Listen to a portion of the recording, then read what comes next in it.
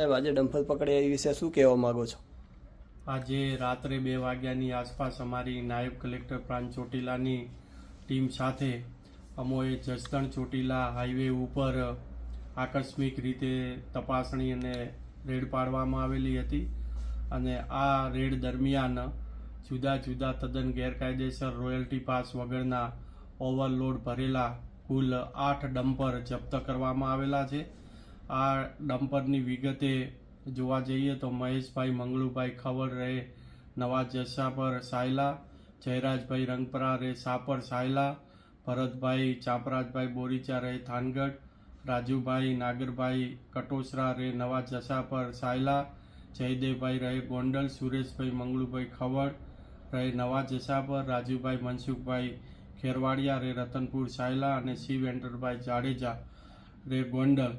આમ કુલ મળીને 8 ડમ્પર છે એ તદ્દન ગેરકાયદેસર રીતે સાદી રેતી ભરી અને વહન કરતા જપ્ત કરવામાં આવેલા છે। આમ મળીને કુલ 3 કરોડ ને 22 લાખ રૂપિયાનો મુદ્દામાલ જપ્ત કરી અને મામલાદાર કચેરી ચોટીલા ખાતે ખસેડવામાં આવેલ છે।